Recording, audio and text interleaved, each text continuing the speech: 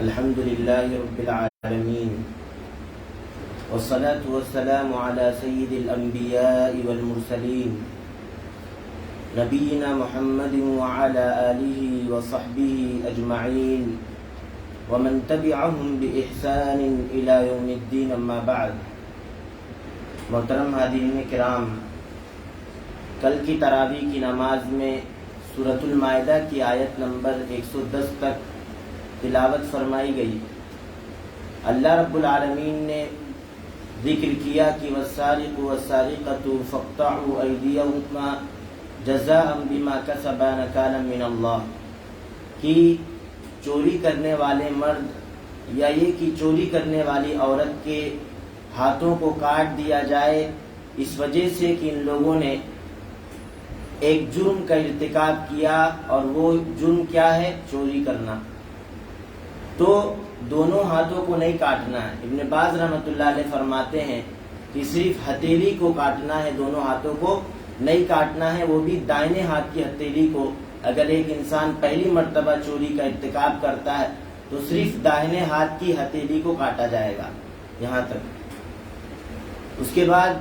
اللہ رب العالمین نے ذکر کیا کہ یہ سزا دی جا رہی ہے اس وجہ سے کہ یہ ان لوگوں نے چوری کا ارتکاب کیا ہے۔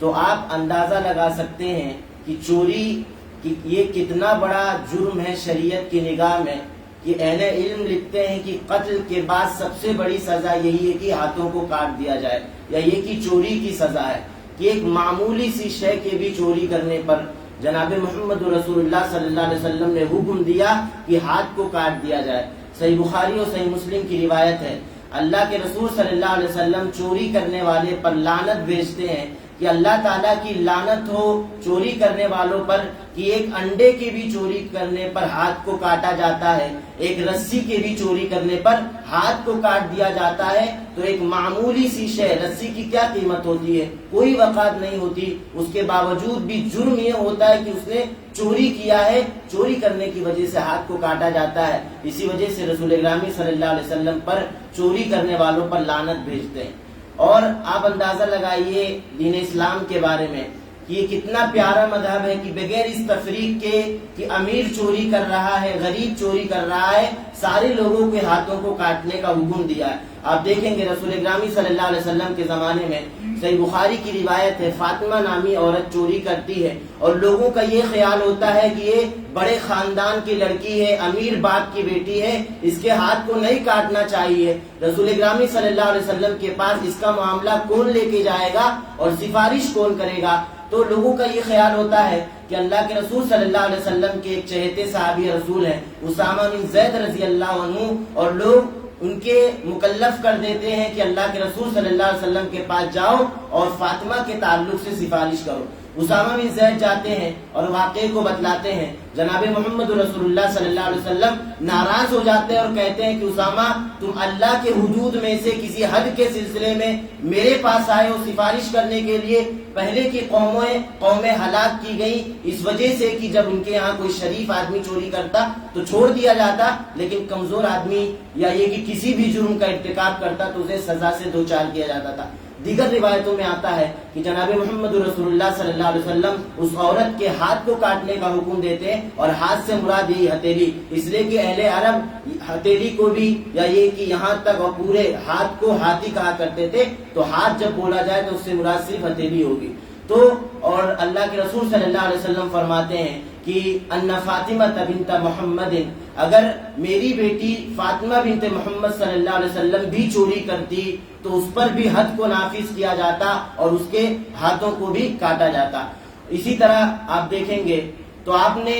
ان روایتوں سے اندازہ لگایا کہ چوری کرنا شریعت کی نگاہ میں عظیم جرم سمجھا جاتا ہے، کہ معمولی شے کے چوری کرنے پر بھی اللہ کے رسول صلی اللہ علیہ وسلم نے ہاتھوں کو کاٹنے کا حکم دیا۔ اسی طرح عائشہ صدیقہ رضی اللہ عنہا فرماتی ہیں کہ رسول اکرم صلی اللہ علیہ وسلم نے فرمایا کہ 1 دینار کے چوتھائی حصے تک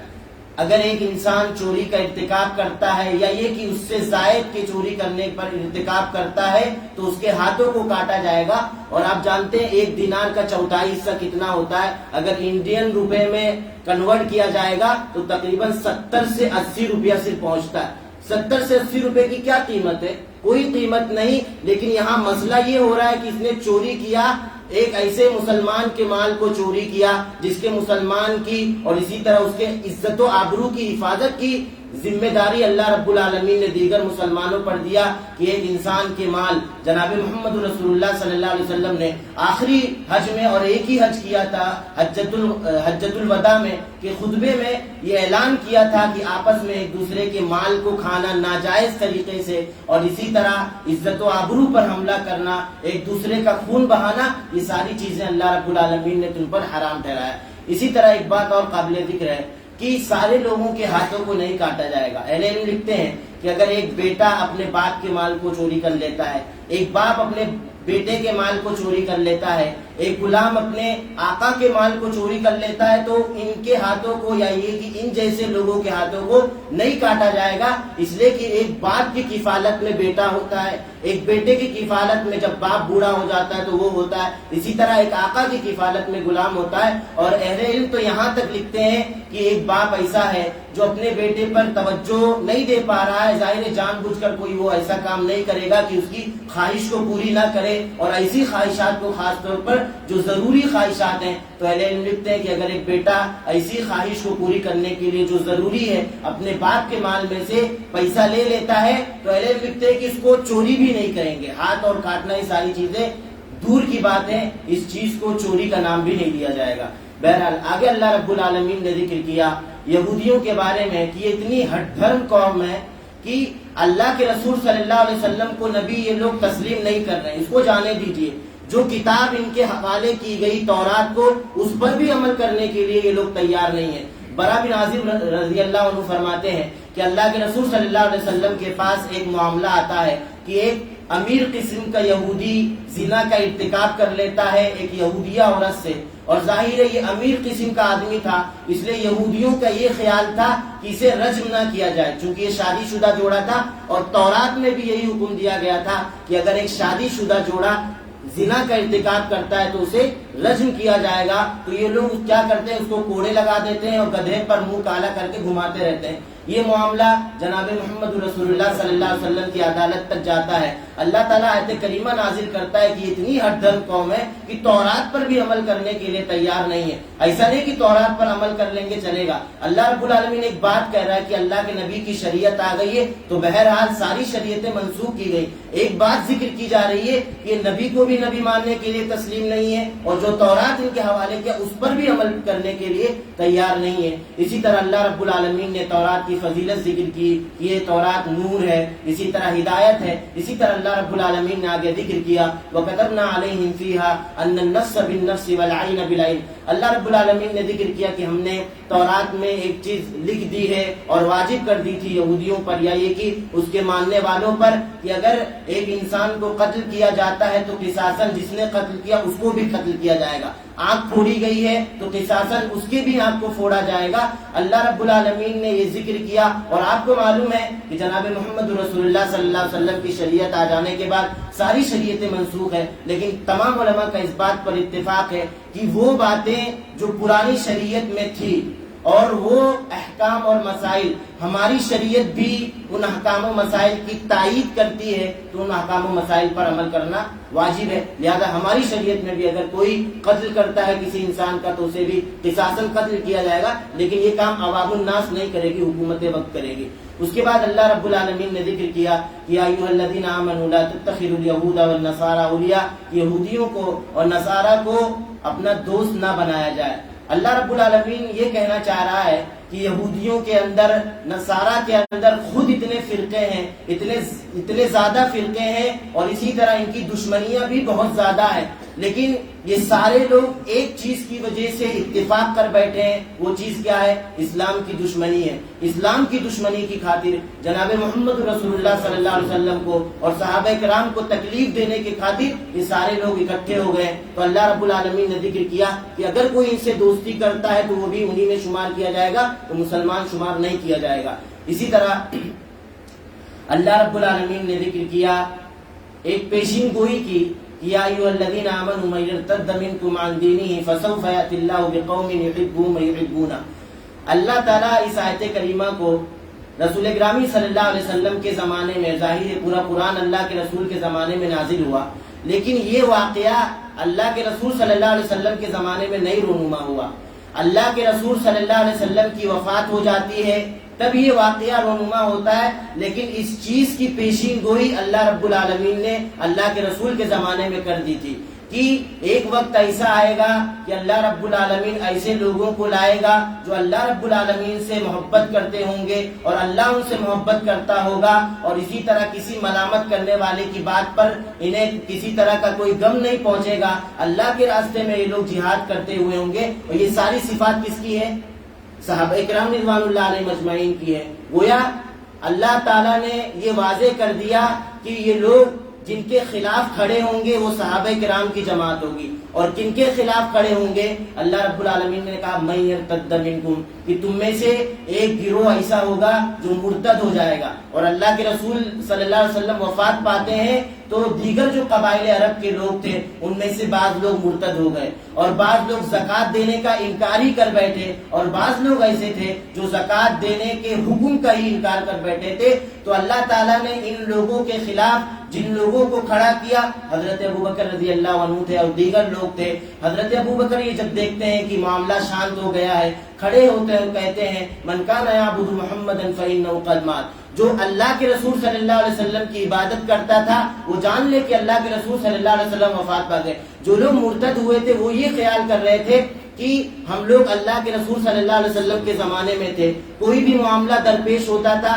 اللہ تعالیٰ وحی کے ذریعے جناب محمد رسول اللہ صلی اللہ علیہ وسلم کو اطلاع فرما دیتا تھا، اور اللہ کے رسول کے مبعوث ہونے سے پہلے کفر کا غلبہ تھا۔ اللہ کے رسول آئے تو کفر مٹا، اب اللہ کے رسول چلے گئے دوبارہ تو واپس کفر کا غلبہ ہو جائے گا، یہ خیال تھا، اس وجہ سے یہ لوگ مرتد ہو جاتے ہیں۔ تو حضرت ابوبکر سمجھانے کی کوشش کرتے ہیں کیا تم نبی صلی اللہ علیہ وسلم کی عبادت کرتے تھے کہ اللہ کے رسول وفات ہو گئے اب تم لوگ مرتد ہو جاؤ گے؟ اللہ کی عبادت کرتے تھے نا، تو اللہ تعالیٰ زندہ ہے تو اب اللہ رب العالمین کا یہ حق بنتا ہے کہ تم اس کی عبادت کرو، مرتد ہونے کی کون سی بات ہے؟ اگر اللہ کے رسول کی عبادت کی جاتی تم مرتد ہوتے اور اللہ کے رسول صلی اللہ علیہ وسلم وفات پا گئے تو ایک جواز بنتا، لیکن جب تم اللہ کے رسول ہی کی عبادت نہیں کر رہے تھے، اللہ کی عبادت کر رہے تھے، تو اللہ کے رسول صلی اللہ علیہ وسلم ایک رسول تھے، ایک انسان تھے، جس طرح سارے رسول پہلے آئے اور سارے رسولوں کو وفات دی گئی، سارے انسانوں کو وفات دی جاتی ہے، جناب محمد رسول اللہ صلی اللہ علیہ وسلم بھی وفات پا گئے۔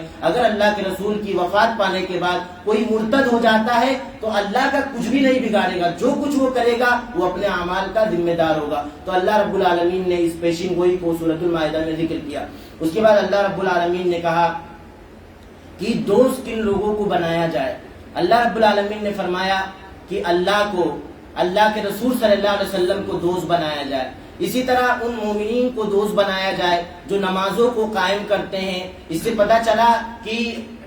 جو نمازوں کو قائم نہیں کرتے ہیں اور کلمہ کا اظہار کیے ہوئے ہیں، کلمہ پڑھے ہوئے ہیں، ایسے لوگوں کو دوست نہیں بنانا چاہیے۔ اللہ رب العالمین نے ذکر کیا کہ اللہ کو، اس کے رسول صلی اللہ علیہ وسلم کو، اسی طرح ان مومنین کو دوست بنایا جائے جو نمازوں کو ادا کرتے ہیں اور اسی طرح زکوٰۃ کو دیتے ہیں اور رکوع کرنے والوں کے ساتھ رکوع کرتے ہیں، سجدہ کرنے والوں کے ساتھ سجدہ کرتے ہیں۔ اس کے بعد اللہ رب العالمین نے عیسائیوں کے دو گروہ کو کافر کہا کہ عیسائیوں کے ایک گروہ میں سے ایک گروہ ایسا ہے، دو گروہ میں سے ایک گروہ ایسا ہے جو حضرت عیسیٰ علیہ السلام کو اللہ کا بیٹا مانتا ہے، جبکہ حضرت عیسیٰ علیہ السلام نے واضح کر دیا کہ عبادت کس کی جانی چاہیے، میری نہیں کہ میں اللہ کا بیٹا ہوں یا جس طرح تم سمجھ رہے ہو میری عبادت کرو، نہیں، نہ تو میں اللہ کا بیٹا ہوں بلکہ میں اللہ رب العالمین کا رسول ہوں۔ اور عبادت کس کی جانی چاہیے، واضح کر دیا کہ اللہ رب العالمین کی عبادت کرتے رہو اور اللہ رب العالمین کے ساتھ کسی کو شریک مت ٹھہراؤ۔ اگر کوئی انسان شرک کرتا ہے، اسی حالت میں اس کی وفات ہو جاتی ہے تو اس پر جہنم کو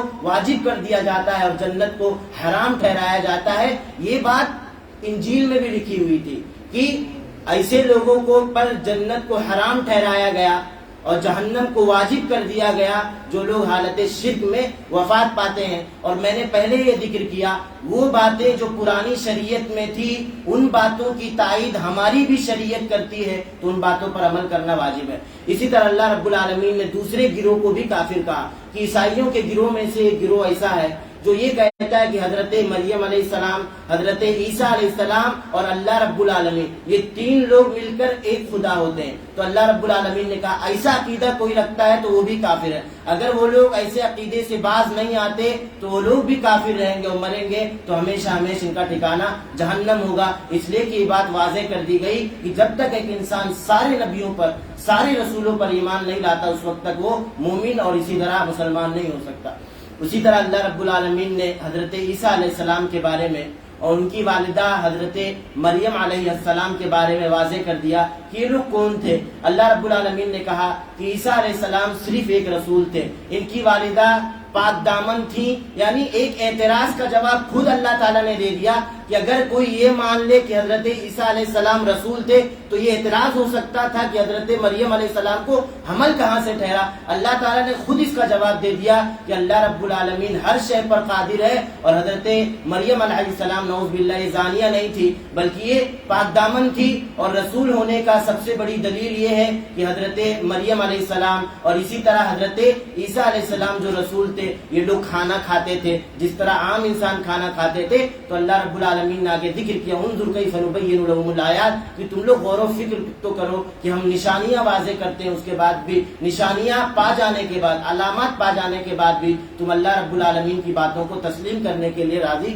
نہیں ہوتے ہو۔ اسی طرح اللہ رب العالمین نے مشرکین کے بارے میں ذکر کیا کہ قل تعبدون من دون اللہ ما لا یملک لکم ضرا ولا نفع، سمجھایا کہ تم ایسے لوگوں کی عبادت کرتے ہو کہ اگر تمہیں تکلیف پہنچے تو اس تکلیف کو بھی دور کرنے پر جن کی تم عبادت کرتے ہو قادر نہیں ہے، نفع اگر تمہیں پہنچے یا یہ کہ نفع پہنچانا چاہیں تو اس نفع کو پہنچانے کے لیے، یا یہ کہ تمہارے پاس کوئی نفع آ رہا ہے اس کو ہٹانے کے لیے بھی وہ قادر نہیں ہے۔ اسی وجہ سے حضرت ابراہیم علیہ السلام نے بھی اس ٹکڑے کو اپنی قوم کے لوگوں کو سمجھانا چاہا۔ جب قوم کے لوگ سالانہ عید میلے پر گئے، حضرت ابراہیم علیہ السلام نے کلہاڑا لیا اور سارے معبودوں کو توڑ دیا، صرف بڑے معبود کو چھوڑ دیا، کلہاڑا اس کے کندھے پر رکھ دیا۔ جب سارے لوگ واپس آتے ہیں اور دیکھتے ہیں کہ سارے معبودان تتر بتر ہو گئے ہیں، حضرت ابراہیم علیہ السلام سے سوال کرتے ہیں کہ ان معبودان کو کس نے قتل کیا، کس نے گرایا؟ تو حضرت ابراہیم علیہ السلام جواب نہیں دیتے، صرف اتنا کہتے ہیں کہ کلہاڑا کس پر رکھا ہوا، یعنی یہ جواب نہیں دیتے کہ میں نے مارا، میں نے نہیں مارا،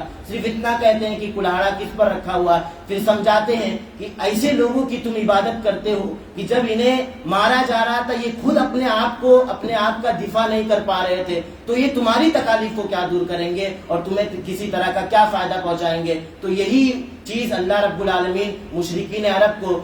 زمانے محمد صلی اللہ علیہ وسلم میں جو مشرکین تھے، اللہ رب العالمین انہیں بھی سمجھانا چاہ رہا ہے کہ ایسے معبودان کی تم عبادت کرتے ہو جو نہ تمہیں تکلیف پہنچا سکتے ہیں اور نہ ہی کسی طرح کا تمہیں فائدہ پہنچا سکتے ہیں۔ اسی طرح اللہ رب العالمین نے آگے ایک اور اہم مسئلے کا ذکر کیا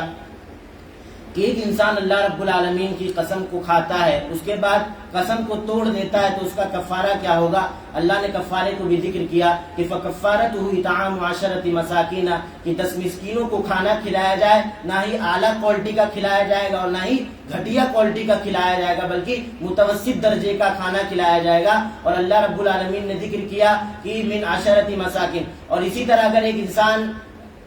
نہیں کھلا سکتا کھانے کو تو 10 مسکینوں کو کپڑا پہنا دے گا، اور کہا او کسوتہم او تحریر رقبہ، یہی کہ ایک گردن کو آزاد کر دے گا۔ اگر یہ 3 چیز نہیں کر پاتا ہے تو اسے روزہ رکھنا ہوگا، فمن لم یجد فصیام 3 ایام، 3 دن کا روزہ رکھنا ہوگا۔ اسی طرح اللہ رب العالمین نے آخری آیت میں ذکر کیا، ایک منظر کھینچا، ایک نقشہ کھینچا کل قیامت کے دن کا، کہ ساری انسانیت جمع ہوگی کل قیامت کے دن اللہ رب العالمین کی بارگاہ میں، اللہ کی عدالت میں، اور اللہ تعالیٰ حضرت عیسیٰ علیہ السلام سے کہے گا کہ عیسیٰ بن مریم، اور یہ بات کیوں کہے گا؟ تاکہ یہود و نصارہ حضرت عیسیٰ علیہ السلام کی تکفیر کیا کرتے تھے وہ لوگ شرمندہ ہوں۔ اللہ رب العالمین حضرت عیسیٰ علیہ السلام کو نعمتیں یاد دلائے گا اور کہے گا کہ اللہ رب العالمین نے تمہیں اس بات پر قادر بنایا کہ تم گود میں جب تھے تبھی تم نے بات کی، گفتگو کی۔ اسی طرح جب تم مٹی کو لے کر پرندے کی شکل دیتے اور اس میں پھونک مارتے تو وہ اس میں جان پیدا ہو جایا کرتی تھی.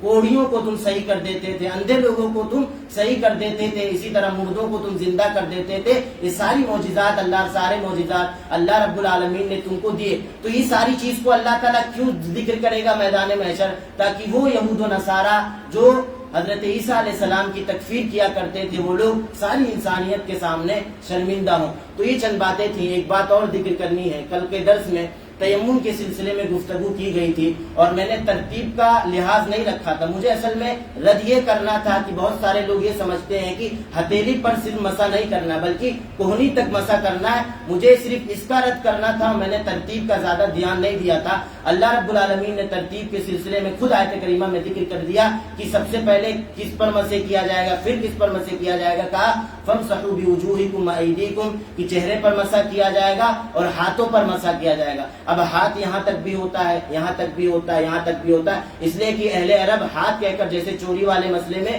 ہاتھ کہا, اب اس کی تعین جناب محمد رسول اللہ صلی اللہ علیہ وسلم کی حدیث سے کی گئی کہ کہاں تک کاٹنا ہے. تو اس کی بھی تعین ہم اللہ کے رسول کی حدیث ہی سے کریں گے. صحیح بخاری کی روایت ہے, میں نے واقعہ ذکر کیا تھا کہ حضرت عمر بن خطاب کے پاس ایک شخص آتا ہے اور کہتا ہے کہ امیر المومنین, میں حالت جنابت میں ہو گیا ہوں اور اسی طرح میں پانی کو نہیں پاتا ہوں. تو عمار بن یاسر رضی اللہ عنہ موجود تھے. کہتے ہیں کہ امیر المومنین, کیا آپ کو وہ سفر یاد ہے جس سفر میں تھا اور آپ بھی تھے اور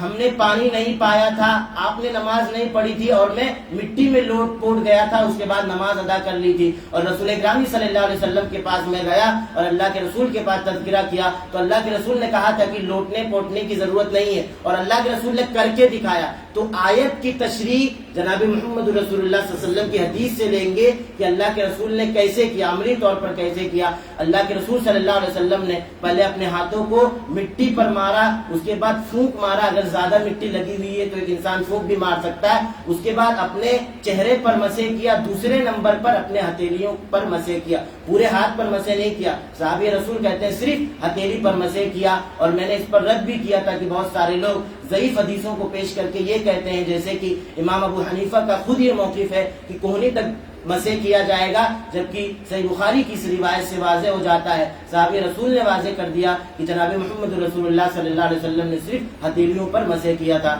تو یہ چند باتیں تھیں جنہیں ان آیات کے سلسلے میں ذکر کی گئی. جو اہم باتیں تھیں انہیں ہی ذکر کیا گیا. اللہ رب العالمین سے دعا ہے کہ باراللہ ہم تمام لوگوں کو دین